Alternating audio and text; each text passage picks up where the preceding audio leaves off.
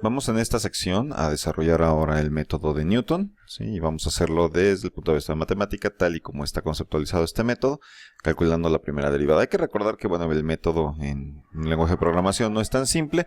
Necesitaríamos tener implementado una técnica de derivación numérica que aún no se ha revisado en este curso, de manera que voy a utilizar las propiedades de cómputo analítico que tiene matemática para poder desarrollarlo. Muy bien, voy a copiar y voy a utilizar como base el método de la secante con base al paro en el error absoluto. Lo vamos a copiar y me lo voy a llevar entonces a su sección correspondiente. Aquí. Vamos a copiarlo, vamos a cambiarle de nombre. En este caso este método se llamará Newton.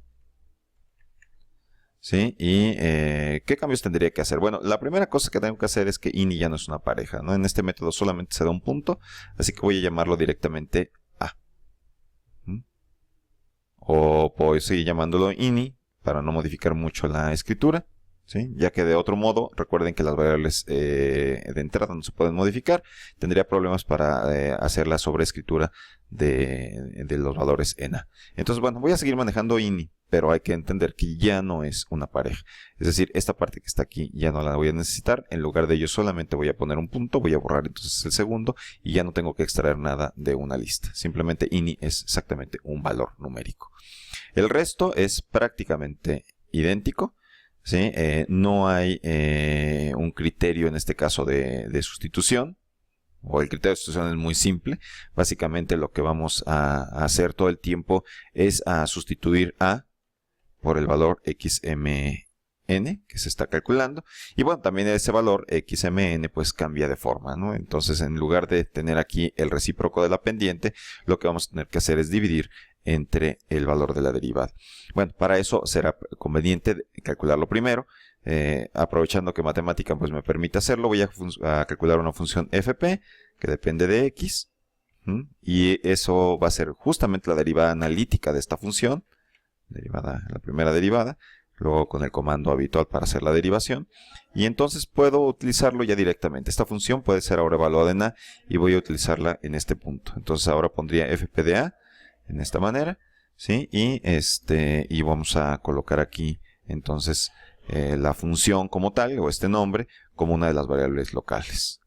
Entonces estamos listos, hemos ya modificado la fórmula, el nombre, la fórmula y el criterio de sustitución, que en este caso es muy sencillo. Por supuesto que la programación se puede reducir, quizá no sería necesario utilizar la letra A, lo estoy haciendo simplemente por hacer una contextualización con base a la teoría que se ha revisado.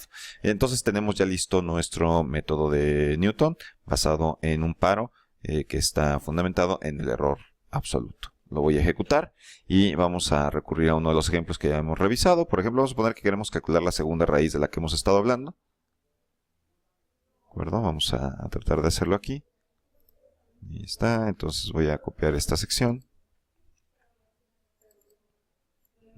Voy a traerme la sintaxis que ya teníamos, ¿sí? En este caso quiero utilizar el método de Newton, ¿sí? Basado en el paro del error absoluto, de la función que ya tenemos predefinida, y aquí tendríamos que cambiarlo. Basta con que demos un valor próximo.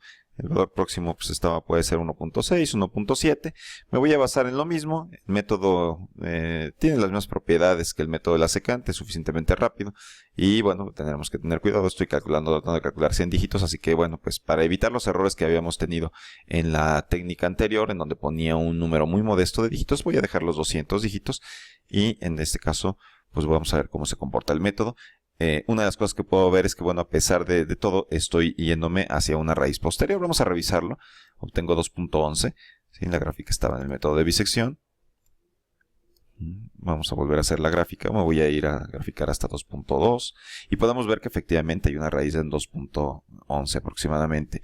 ¿Qué es lo que está ocurriendo? Bueno, al utilizar el método del Newton, lo que está ocurriendo es que estoy poniéndome en 1.6. Si bien estoy del lado correcto del máximo relativo que tengo aquí, pues esta pendiente me está lanzando fácilmente al punto del otro lado y estoy calculando por eso esta raíz. El método se desenvuelve principalmente aquí. Así que entonces tengo que tener cuidado, ¿sí? Dado que aquí estoy calculando la recta tangente. Si hubiera calculado la recta secante, como en uno de los ejercicios que hicimos con anterioridad, estos dos puntos me hubieran arrojado más cerca de esta zona y eso fue lo que hizo que en ese ejemplo anterior pues calculara adecuadamente la raíz. Voy a acercarme un poco más, entonces, ¿sí? Tengo que estar un poco más cerca de la raíz sin tener que exagerar. Entonces vamos a regresar aquí al método de Newton. En este punto me voy a acercar hacia 1.7. De hecho, puedo hacerlo de cualquiera de los dos lados y obtengo el resultado correcto. Me puedo ir a 1.8, que es del otro lado, ¿sí? Y obtendré justamente el mismo resultado correcto. Vean que prácticamente no hay mucho cambio. Estoy obteniendo los dígitos que deseamos. En el caso de 1.7, si observaron, pues obtuve un poco más de dígitos porque el procedimiento o el camino del cómputo es ligeramente distinto, pero estoy obteniendo justamente mi resultado de manera adecuada.